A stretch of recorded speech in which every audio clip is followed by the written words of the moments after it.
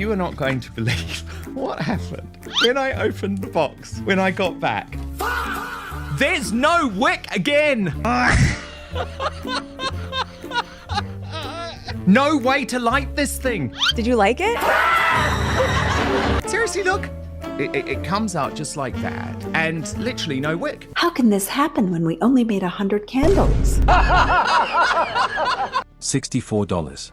Not for a designer handbag. Not for a 5-star dinner, not even for a limited edition fragrance, for a candle. So actually what this means is that these products, and by the way, this candle, $64 from the Was Never website, $77.94 because we ordered it from eBay, is a dud. It's a cheap mess that you cannot light. Now, here's the twist. According to multiple buyers, this luxury candle arrived with one tiny microscopic issue. It doesn't have a wick. $64 for your wickless candle. That's crazy. $64 for your wickless candle. Yes, a candle that cannot be lit. You almost have to admire the confidence charging premium high-end Diptyque level prices for what some customers claim is essentially a decorative block of wax. $64 for a candle is unacceptable if it does not come with a wick. And the real kicker, the label, reportedly says trim wick to 1/4 inch. And it says on the bottom, always trim wick to 1/4. So this is not intentional. I thought this was like a thing she does. No, this is insane. This isn't a minor scuff on the packaging. This isn't the scent was a little lighter than expected. This is the one job a candle has. Glow, flicker, exist in flame form, and somehow that part allegedly didn't make it into the final product. So it's a piece of tat. No wonder she has hundreds and thousands of these things on the shelf. So, the question isn't just how did this happen? The real question is, how does a brand positioned as aspirational, curated, and carefully crafted let something so basic slip through? Because at $64, you're not just buying wax. You're buying trust. You're buying prestige. You're buying the promise that someone checked twice. And when that promise melts faster than the product itself, people start asking uncomfortable questions. She says she's all about this attention to detail. Clearly she's not, okay? Meghan Markle, she needs to roll up her sleeves, go to that factory, because this is unacceptable. But this is only where the fire begins. And what happened next? That's where things get even more explosive. So, here's where the situation shifts from awkward to alarming. It wasn't just one customer posting a confused photo. It wasn't a single maybe mine was defective comment buried in a review thread. Multiple buyers began sharing nearly identical complaints. Same product, same price, same missing piece. Some opened the box and immediately noticed a small hole in the center of the wax, like something was supposed to be there but wasn't. Others reported receiving a perfectly smooth surface. No wick stub, no buried thread, just a solid untouched slab. I was gifted this gorgeous, as ever, candle. Let me show it to you, okay? It's water lotus, sandalwood, and California poppy. How much do you think these retail for? I think that they're between $45 and $60. I can't remember. I think they're $60. Did you like it? There's no wick. Is that normal? Are you serious? Is that the thing? There's no wick. I've had 2 people tell me that there was no wick when they ordered a candle. There's literally no wick. That's when the screenshot started circulating because once one person speaks up, others feel safer doing the same. And suddenly, what could have been dismissed as a random manufacturing glitch began to look like a pattern, a recurring quality control lapse. Are you kidding? I have an empty wick list. How do I light it? I literally just noticed that. I just pulled it out. There is a hole in my Meghan Markle candle. Now, think about that for a second. Handles aren't complex technology. They don't require microchips or moving parts. It's wax, a container, a wick. That's the blueprint. So, when the simplest component is allegedly missing, consumers start questioning the process behind the scenes. Was there a rush to launch? Was oversight skipped? Or was this just an unfortunate production batch gone wrong? No one expects perfection, but they do expect functionality, especially at a luxury price point. And when identical issues surface across multiple orders, it stops feeling like bad luck. It starts feeling systemic. And that's when customers move from confused to demanding answers. Let's say you're not an influencer like me. Let's say you don't have a platform, you don't have a podcast. You buy a product. Let's say you're actually one of Meghan Markle's, handful of fans. You buy a product and it comes without a wick. So obviously this is a problem in manufacturing. Now, let's talk about the number that really ignited this backlash. $64. That price doesn't sit in the casual toss it in your cart category. It plants itself firmly in luxury territory. When a brand sets a price like that, it sends a message. This isn't just a candle. It's an experience. It's ambience. It's status wrapped in glass. At that level, buyers automatically compare. Diptyque, Jo Malone, other heritage names that have built reputations on consistency. When you spend that kind of money, you expect flawless presentation, refined fragrance throw, and performance that matches the promise. You expect intention behind every detail. I'm opening this cylinder now. If you're watching, what a ta-da!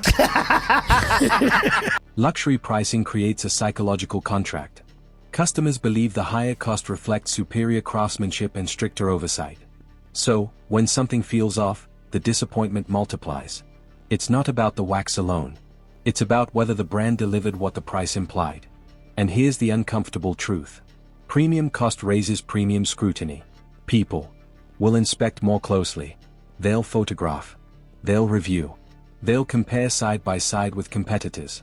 If this candle had been $12, the reaction might have been irritation. At $64, it becomes a debate about value, about perception, about whether the brand's image aligns with its out. Because luxury isn't just a number, it's a promise. And once that promise feels shaky, customers don't just whisper. They question everything. I ordered Meghan Markle's candle. There's nothing to light. What? I literally want a refund. Meghan Markle, send me a freaking refund. So I paid, how much did I pay for this? $64. I paid $64 for a candle you can't light. And then came the part that truly escalated things, the response, or rather the lack of one. Several buyers claimed they reached out expecting a simple solution, a replacement, a refund, at minimum, a real explanation. Instead, some say they received automated replies, generic templates, polite but distant. Others alleged their follow-ups went unanswered altogether. And so Alan emailed eBay Communication and he wrote, "Hello, just received the candle today. Were you aware that the candle itself has no wick?" And eBay replied saying, "Hello, my apologies. When I checked it prior to shipping, I saw a wick. You can return the item and as soon as I receive the return, I will issue a refund." Well, there wasn't a wick. There was no goddamn wick. We're not making this up. You can't remove a wick. Now, pause there. When a product sparks controversy, customer service becomes the pressure valve. It's the moment a brand can calm frustration or completely amplify it. Because most people are reasonable. If something arrives flawed, they just want it fixed quietly, quickly, respectfully. But when communication feels robotic or delayed, frustration hardens. What could have stayed a private inconvenience turns into public screenshots. Comment threads grow longer. Tone shifts from confused to irritated. There are also reports that the website enforces a strict no-refund policy. If true, that policy alone changes the stakes. I actually tried to get a refund, but when you go to Meghan Markle's website for her brand As Ever, it says they don't do refunds for the type of products that they sell. So I really got Markled, you guys, and we took a screenshot, okay? If you go to the website to even click and report a damaged product, the link is broken. I can't even report this as a damaged product. How can this happen when we only made 100 candles? Consumers generally understand that luxury goods sometimes carry firm return rules. However, defective merchandise enters different territory. If an item doesn't perform as advertised, expectations change instantly. And here's the key issue. Silence, whether intentional or not, often reads as indifference. Even if logistics are being handled behind the scenes, perception moves faster than clarification. Because in the age of social media, customer service isn't private anymore. It's part of the brand story. And once people start telling that story themselves, regaining control becomes much harder. Just when you thought the controversy couldn't get more lead, the scent itself entered the conversation. The candle is marketed as California Poppy.